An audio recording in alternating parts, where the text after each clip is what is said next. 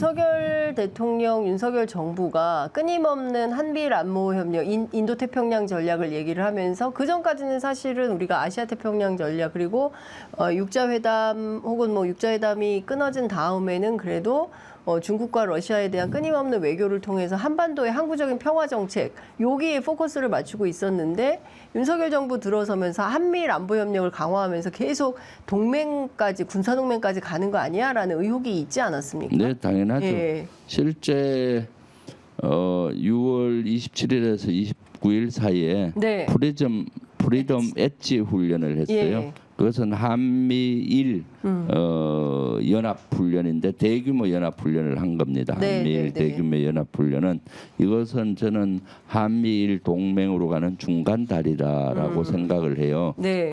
실제 그동안 한미일 훈련은 이렇게 대규모로 한 적이 없어요.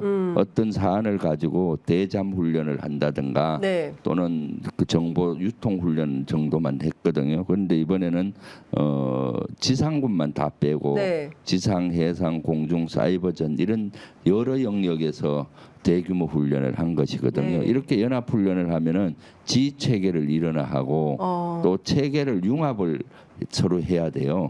그러면은 체계 융합. 예, 예. 체계를 하나로 일치시켜야 되잖아요. 예. 예를 들면 우리가 핸드폰이나 이런 그 컴퓨터나 C5 할 때 예. 이게 연결되는 걸 만들어야 되잖아요. 그렇죠. 같이 훈련을 하려면 예. 그런 걸 만들어야 되고 앞으로 하기 때문에 예. 동맹으로 가는 중간 단계다라고 제가 얘기하는 거예요. 북한이라는 예. 공동의 적을 놓고 놓고. 세 개 나라가 같이 적을 경멸하는 훈련을 하잖아요. 예. 그리고 대규모로 예. 그러면은 이제 이런 훈련을 앞으로 정리할 거 아니에요. 그러면은 시스템이 그 서로 연결이 되고 네, 네, 네. 지휘 체계가를 또 갖춰야 되고 그렇게 훈련하는 것들이 동맹 훈련이에요. 사실은 네, 네, 그렇기 때문에 동맹으로 가는 중간 단계가 아닌가 하고 우려를 하는데 네. 이렇게 하니까 네. 국민의힘이나 보수론자들은 한미일 안보 협력을 한미일 동맹으로 네. 착각하고 네. 동맹이란 단어를 무분별하게 쓰고 결국은 논평에서까지 올라오고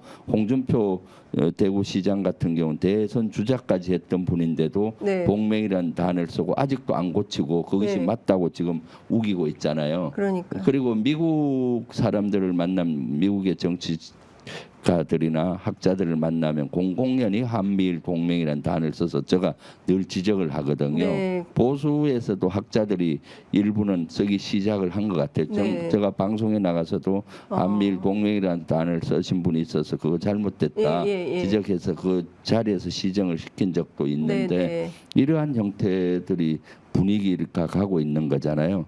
그래서 한미일 동맹 이런 것들이 계속 쓰면서 스리슬쩍 그 안에는 한일 동맹의 내용이 포함이 되기 때문에 일본과 동맹을 기정사실화하는 전략이 아닌가 하는 생각이 들죠. 네. 네. 의원님 근데 대정부 질문 그 하실 때 막 네. 사방군데에서 특히 주호영 부의장이 사회권을 갖고 있었을 때 네. 사과하라고 막 요구가 빗발쳤었지 않습니까? 네, 네. 그때 좀 감정적으로 어떠셨어요? 그렇죠. 실제 있어서는 안 되는 일을 한 예. 거예요. 주호영 의원이나 국회 주호영 부의장이나 네. 국민의힘 의원들은 예. 이것은 명백히 국회 선진화법을 위반하는 겁니다. 제가 대정부 질문하는 중간에 네. 사회자를 보는 국회 부의장이 예. 30초 줄 테니까 사과하고 사과해라. 안 하면 정해하겠다 하겠다. 이렇게 사실상 편향적으로 협박한 보고 거 아니에요? 협박하는 거죠. 사실은 그런 게 어디 있습니까? 네. 사실은 그리고 국민의힘 의원들은 막 그 여러 가지 고함 함성을 네. 질러서 제가 신원식 장관이나 그 한덕수 총리하고 얘기가 안 되는 거예요. 예. 상대의 안 마이크가 들려요. 커서 어지간하게 사우팅해도 다 들리는데 네. 그날은 하도 크게 사우팅을 하니까. 사우팅하니까 답변을 하는데 들리지가 않는 거예요. 이것은 대정부 질문을 방해하는 거 아니에요. 그렇습니다. 그렇기 때문에 선진화법 위배라고 보여지고 예. 그럼에도 불구하고 그러다가 아마 최근에 제가 봤을 때 대정부 질문하는 중간에 정의한 적은 처음 것 없었어요. 같은데. 일단 예. 문제가 있으면 대정부 질문 끝나고 나서 정의를 잠시 예, 하면서 예. 문제 제기를 하든가 예. 하는데 저에게 주어진 12분 중에서 예. 한 10분 정도 지났을 때 정의를 시킨 것 같아요. 예. 나머지 이 2분 동안의 질의 시간이 더 있었는데 2, 3분 시간 예. 있었는데도 예. 질의할 기회를 박탈해 버린 것이죠. 그 그래서 주호영 부의장한테는 사과를 받으셨습니까? 못 이 받았습니다. 네. 사회를 근데 사실상 그 30초 줄 테니까 네. 사과하라고 하고 사과 안 하시겠다고 하니까 그냥 네. 정회해버렸지 않습니까? 네, 네. 근데 그 부분은 좀 잘못된 진행 아닌가요? 네, 그렇죠. 그래서 예. 국민의힘에서 뭐 저를 사과하라고 막 하고 예. 또 그래서 저는 국민의힘이 국민께 사과해야 된다. 네. 동맹에 이런 것들이 그렇습니다. 아닌데도 단을 썼고 예. 또 그런 것들을 여러 번 지적했는데도 안 고쳤기 때문에 지적한 거 아니에요. 그래서 국민께 사과해야 된다라고 얘기했는데 적반하장격으로 저한테 사과하라고 그러고 결국은 이제 꼬리를 내리고 네. 국민의힘이 은근슬쩍 그냥 네, 사과하고 예. 넘어가려고 문자로. 예. 문자로 사과하려고 하는데 예. 그나마 그래도 사과를 하고 예. 수정한 것은 예. 국민의힘이 전향적으로 나온 것 같다. 왜냐하면 이것은 명백히 본인들이 잘못한 것이니까 네. 백기투항했다고 저는 예. 보고 있어요. 그런데 그 다음 날 박찬대 민주당 원내대표가 유감을 표명하고 진행이 절차가 되지 않았습니까? 네, 네. 이 대목은 어떻게 보셨어요? 글쎄요, 그것은 저는 뭐 박찬대 원내대표 사과는 네. 동의하지는 않아요. 개인적으로는. 동의하지 하지만은 이해는 해요. 예. 왜냐하면은 저도 그때 마음이 많이 무거웠죠. 왜냐하면 예. 최상병 특검법을 네. 본회의에 상정해서 통과시켜야 되는데 네. 그것이 남아 있으니까 저도 많이 고민이 됐죠. 네, 이걸 예. 끝까지 사과 안 하면은 어렵지 않느냐라는 예, 예. 생각도 고민은 했었지만은 민주당 안에서도 네. 이미 사과하고 넘어갑시다 이런 사람들이 있었습니까? 뭐 왜냐하면 최상병 특검법을 표결을 해야 되니까 예. 이것 국민의힘에서는 저가 사과를 안 하면은 네. 본회의를 보이콧하겠다라고 예. 했거든요. 예. 제가 봤을 때 그때 저도 고민이 됐고 아마 그래서 저는 뭐 이것은 어떤 경우도 할 수 없겠다. 눈에 네. 흙이 들어가도 못한다. 왜냐하면 한국과 일본 영토적인 야심 있는 일본과 네. 어떻게 동맹을 할 수가 있느냐 이걸 네. 지적한 것이고 그렇죠. 현재 적은 북한이지만 그렇죠. 정신 나간 예. 국민의힘에서 정신 나간 부분을 사과하라고 하는데 그 부분 사과는 결국 한국과 일본의 동맹을 인정하는 꼴이 되거든요. 네. 그래서 못한다라고 예. 배수진을 치고 예. 했었죠. 그러니까 이제 원내 지도부에서는 아마 이것을 본회의에 특검법을 상정해야 되니까 뭐 어쩔 수 없이 원내대표가 대리 사과하는 수순으로 한 것이 아닌가 하고 개인적으로 거기에 박찬대 원내대표의 유감 표시는 저는 개인적으로는 동의 못하지만은 네. 충분히 이해는 한다. 그래서 이해는 어쨌거나 한다. 결과론적으로 최상병 특검법이 예. 표결 처리됐잖아요. 예. 네, 예. 예. 아마 예. 박찬대 원내대표의 고심도 컸을 거예요. 네.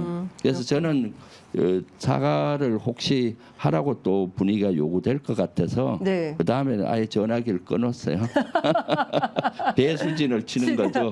네, 아예 그냥 전화기를 꺼놓고 그렇지만 어쨌든 결과론적으로 한미일 안보 협력이 맞고 네. 한미일 동맹은 그릇된 표현이기 때문에 결과적으로 국민의힘으로부터 사과를 끌어낸 거고 이 논란의 네. 종지부를 끊으신 이런 네. 상황이 되는 거 네, 아닙니까? 그렇습니다. 네. 예, 그러니까 홍준표 대구시장만 다시 수정하고 동맹이란 거 수정하고 네. 사과하면 이제 종집을 끊는데 아직 안 하고 홍준표 있다. 대표가 안 하고 있어요. 네. 왜냐하면 당의 공식 입장이 한미일 안보 협력이라 했는데 홍준표 대표는 어느 당 국회 대구시장인지 모르겠고요. 예. 또 홍준표 시장은 한일 동맹을 그럼 인정하는 것인지 제가 질문하지 않을 수 없어요. 그래서 어저께 페이스북에 네. 그 홍준표 의원 그 대구시장은 답하라라고 거기에 대해서 네. 페이스북에 올렸어요. 네. 그 윤석열 대통령 오늘 나토 정상회의 그리고 또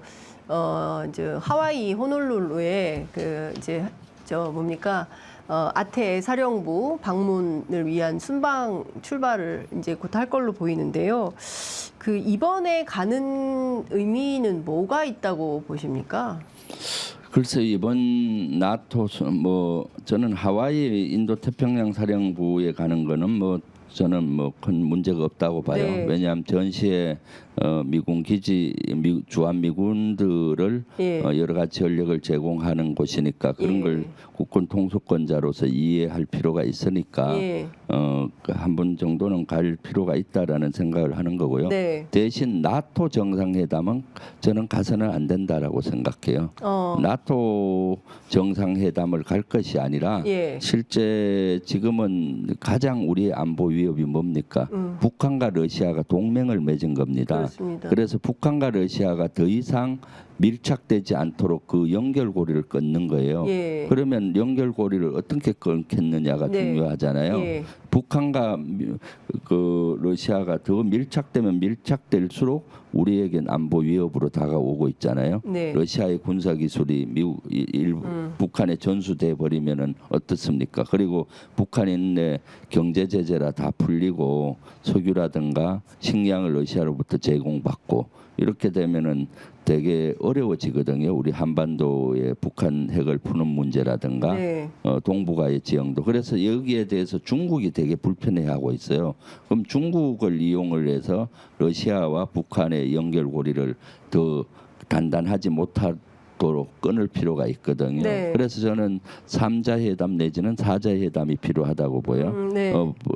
중국과 우리 대한민국하고 미국 3자 회담을 통해서 예. 러시아와 북한의 밀착도를 끊는 거죠. 예. 한미중 3자 회담. 네, 예. 필요하다. 그리고 나서 나중에 북한을 끌어이어서 예. 4자 회담을 예. 해서 예. 북한의 비핵화 평화의 길을 가야 되는 거거든요. 예. 근데 나토 그러면 지금 나토로 갈 것이 아니라 중국으로 가서 이런 것들을 설득시키고 북한과 러시아의 밀착을 끊을 걸 연구하고 중국과 협조해야 되는데 지금 나토 정상회담으로 가잖아요. 원래 나토 정상회담은 미국에서 열려요. 네. 그래서 미국에서 열리는데 나토 정상회담은 어떤 회담입니까? 우크라이나. 군사 협력체예요. 예. 북대서양 군사 협력체거든요. 그렇습니다. 그러니까 나토의 목표는 러시아로부터 러시아를 적대해서 예. 러시아에 대한 거가 주 목적인데 2년 전부터는 중국까지 견제하는 목표가 생겼어요. 네. 그래서 지금 가면은 우크라이나 전쟁에 대한 거 러시아를 어떻게 막을 것이냐, 네. 중국을 어떻게 견제하고 막을 것이냐에 대한 토의하는 군사 협의체예요. 그냥 정상회담도 예, 예, 아니고 예, 예. 군사적으로 어떻게 방어하고 공격하고 할 것이냐 예, 예. 거기에 대해서 끌려 들어가는 거죠. 네. 그래서 미국은 사실은 그동안 중국과 러시아를 포위하기 위해서 이제 나토와 인도 태평양 전략을 연결하는 거예요. 네. 나토 전략. 그래서 인도 태평양에 있는 미국의 동맹국이나 우호국가 연결시키려고 하거든요. 네, 그 네. 대표적인 나라가 호주, 뉴질랜드, 일본, 한국. 대한민국이잖아요. 예, 예. 그래서 이 네 개 나라를 이 네 개 나라는 나토 회원국이 아니에요. 네. 나토 회원국이 아닌데 나토 정상회담 가는 계속 거잖아요. 가요. 옵저버 자격으로 예, 가는 거거든요. 예, 예. 가서 네 개 나라가 또 회담을 하면서 예. 나토와 연결하는 걸 어떻게 할 것이냐 예, 하면은 예. 점점 중국과 러시아와 척을 지잖아요. 네. 그러면은 러시아와 북한의 그 동맹이 된 걸 더 공고히 하는 그런 역할을 상황이 하는 되는 거죠. 거죠. 그래서 지금 방향을 잘못 잡고 있다.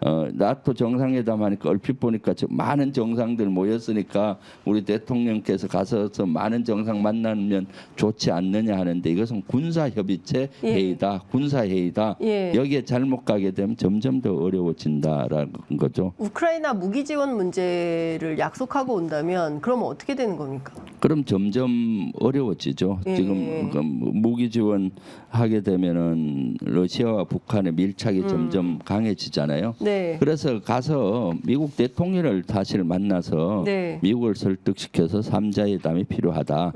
왜냐하면 러시아와 북한이 밀착하면 할수록 우크라이나 전쟁도 장기화될 수가 있다. 네. 이거 연결고리를 꺼내야 된다. 왜 장기화되겠습니까? 러시아는 탄약이나 무기가 부족해요. 네. 근데 탄약 무기를 지원할 수 있는 나라는 세계에서 사실은 많지가 않아요. 북한이 그러니까요. 가장 많이 있어요. 예, 예. 그래서 북한으로부터 탄약 무기를 지원받는데 이제 무제한 지원받을 수 있는 열이 열렸잖아요. 그래서 예. 북한의 지금 군수 공장들이 엄청나게 잘 돌아간다는 얘기예요. 그럼 북한과 러시아의 연결고리를 끊으면은 우크라이나 전쟁을 조기에 종결할 수 있는데 네. 러시아와 북한이 밀착하면 할수록 우크라이나 전쟁을 조기 종식이 어려워요. 장기화되잖아요. 네, 그래서 네. 그런 걸 미국을 설득을 시키고 예. 그리고 중국이 여기에 불편해하니까 예. 중국을 끌어들여서 러시아와 북한의 연결고리를 끊어서 러시아가 우크라이나를 공격하는 걸 최소로 하고 우크라이나 전쟁을 조기 종식하자. 네. 이런 것들을 충분히 미 정상을 설득시킬 수가 있는 거고 그래서 이런 역할을 해야 되는 거죠. 중국 나라 가서 시진핑 만나면서 이렇게 좀 하자 네. 하면서 그 주도해서 한반도 운명을 결정해야 되는데 점점 어렵게 가고 있는 거죠. 한반도의 전쟁 위기가 고조되고 있고 네. 그리고 막 이에 따라서 막 국방 비용 이런 것도 더 늘어나야 되고 이러면 결국엔 이게 또 국민들이 평화 안정에서 점점 멀어지는 상황이 되기 때문에 매우 불안하다라는 생각이 좀 듭니다. 네. 49분 지나고 있어가지고 전당대회 얘기도 좀 해봐야 될 것 같은데 네. 지난달 24일 가장 먼저 최고위원 출마 선언을 하셨습니다. 네. 이번 지도부에 반드시 들어가야겠다라고 판단하시는 이유가 있다면 어떤 걸까요? 네, 지금 아주 한반도가 위기 상황이고 네. 윤석열 정권 들어서 대다수 분야가 후퇴하고 있잖아요. 네. 지금 되게 위기 상황이기 때문에 제가 좀 지도부에 들어가서 위기를 기회로 고쳐야겠다. 먼저 윤석열 정부의 폭정과 폭주를 막아 세워야 되는 거고요. 두 번째 후퇴한 분야, 특히 민주주의, 민생, 한반도 평화 분야를 바로 세워야 되겠다. 네. 그리고 또 가장 중요한 것은 이렇게 하고 나서 이재명 대표와 함께 정권을 찾아와야 되잖아요. 그래야 되기 때문에 저같이 39년 동안 군 생활을 하고 육군 대장 수십만 대군을 지휘하던 육군 대장의 판단력과 전략적인 사고, 결단력, 헌신으로 네. 이걸 돌파해 보자. 예. 지금까지 누구보다도 윤석열 정권과 제일 선봉에서 맞서 싸워왔잖아요. 네네. 그래서 저 같은 선봉장이 이재명 대표 옆에서 추진력 있게 네. 끌고 나가야 되겠다. 지난주에 아마 한미일 동맹 문제로 제가 그 국민의힘 의원들을 혼내는 이런 모습을 봤을 겁니다. 그리고 그 뚝심으로 네. 사과하라고 막 해도 결국은 견뎌서 사과를 받아내는 이런 뚝심으로 우리 민주당의 최고위원이 돼서 네. 이재명 대표를 도와서 하고 싶다는 생각을 해서 좀 고민하다가 출사표를 네. 던졌습니다. 근데 너무 그 최고위원 선거가 그 친명 위주로 가는 거 아니냐 이런 비판도 있습니다. 그것은 그냥 네. 뭐 프레임을 그렇게 짜는 거죠. 지금 사실 이재명 대표 지지도가 우리 당내에서는 아마 80%, 77.7%로 네, 맞아요. 그랬죠. 대표가 되셔갖고 네, 더 네. 잘하셔서 네. 지금은 8, 90%까지 되리라고 보고요. 네. 우리 민주당 의원들의 8, 90%도 이재명 대표를 중심으로 똘똘 뭉쳐서 해왔고요. 네. 그러니까 국회의원 지금 민주당 의원의 대다수는 다 친명이에요. 그러면 친명 아닌 사람이 어디 네, 있겠습니까? 기본적으로는 네, 네. 민주당 지도부가 단결된 지도부로 윤석열 정부에 맞춰서 그렇죠. 잘 대응하고 질서 있게 움직이는 모습이 제일 뭐 내부에서 자중질환이 생기면 대응하는데 어려움이 생기기 때문에 이제 그런 문제로 좀 집중해 있다라고 이제 봐야 될 것 같은데요. 네. 갑자기 든 생각인데요. 만약에 정권 교체가 된다면 한미일 안보 협력도 새로운 방향으로 접근이 가능한 건가요? 네, 가능하죠. 그러니까 뭐 프리덤 네. 엣지 훈련 같은 경우는 네. 계속 해야 되는 겁니까? 아니면 그런 훈련도 좀 변화가 생길 수 있는 건가요? 변화가 있죠, 당연히. 왜냐하면 정권 정책 교체가 되면 외교 기조가 바뀌니까 네. 그것을 뭐 조약으로 한 게 아니잖아요. 네네. 협약 정도로 한 거기 때문에 또 그 구체적인 내용은 또 협의를 하면 되기 때문에 네. 제가 봤을 때 한미 동맹은 강화하되 일본과는 적절한 점을 유지해야 된다. 네. 과거 우리 진보 보수 정부에서 해왔던 네네. 정보 공유 정도는 예, 예. 하지만은 더 예. 이상 가서는 결코 국익에 도움이 안 된다. 그런 것들은 바꿀 수가 있죠. 네. 미국을 설득시키면은. 네, 미국을 설득시키면 네. 뭐 그런 방향으로 충분히 네. 가능하다. 지난번에 그 정동영 의원 등 해가지고 네. 뭐 미국 방문하셨지 않습니까? 네, 네. 그때 미국의 뭐 공화당이든 민주당이든 뭐 지금 미국 대통령 선거가 지금 어떻게 될지 잘 모르겠는데 바이든 후보가 교체될 수도 있을 것 같고 또 아닐 수도 있고 뭐 그렇게 되면 이제 트럼프 가능성이 높아지고 뭐 이런 상황인데. 한반도에 대해서는 미국에선 좀 어떤 염려와 걱정을 좀 하고 있고 어떤 정도의 관심을 가지고 지켜보는 것 같던가요? 일단 한반도는 좀 조용했으면 좋겠다는 분위기, 무력 강대강으로 가는 거는 반대 대다수예요. 예. 왜냐하면 지금 미국의 우선순위는 지금 이스라엘하고 그 가자 지구 이런 지역에서 일어나는 네. 전투. 2번이 우크라이나, 네. 3번이 대만, 4번이 한반도잖아요. 그러니까 한반도에서 더 이상 긴장 도성이 되는 걸 원치 않더라고요. 그거는 우리 민주당 생각과 같았고요. 그런데 이제 한반도 비핵화나 한반도 문제를 풀기 위해서는 우선순위가 올라가야 되거든요. 그렇죠. 그러려면 빨리 그 우크라이나 전쟁도 조기 종식이 되고 이스라엘 전도 조기 종식이 돼야 되는 거죠. 그렇기 네. 때문에 제가 중국을 이용한 러시아와 북한을 끊어놓는 전략 이것을 미국에서도 많이 얘기를 하더라고요. 중국도 그 일부 학자들이 그런 주장을 한다 그래요. 예. 사자회담이 필요하다. 남북 미중. 예, 남북하고 그렇고 미중. 미중. 예, 그래서 그런 면은 저희들과 계를 같이 하고 있더라고요. 그리고 예. 또 미국은 또 한반도가 세계 전체를 중에 한 부분이잖아요. 예, 그렇기 예. 때문에 미국은 늘 그렇습니다. 우리가 설득시키면 설득을 당해요? 설득할 수 있어요. 예, 우리가? 예, 미국을 예. 그렇기 때문에 만약 우리가 정권을 다시 찾아오면은 예. 지금과 같은 정책을 뒤로 다시 원위치 돌려서 네. 국익에 우선하는 정책으로 갈 수가 있죠. 네. 그러면 이제 그 한반도 평화 정착을 위해서는 우리가 주체적으로 미국을 설득하고 주변국들에 설명을 해서 네. 뭐 북한 문제를 이렇게 해결하는 방향으로 가져가자라는 그렇죠. 외교력을 발휘해야 된다. 당연하죠. 처럼 막 그렇게 미국 해야죠. 하자는 대로 일본 네. 하자는 대로 끌려갈 게 아니라 네. 우리가 좀 중심을 잡고 움직일 필요가 있다. 이런 말씀을 좀 주셨습니다.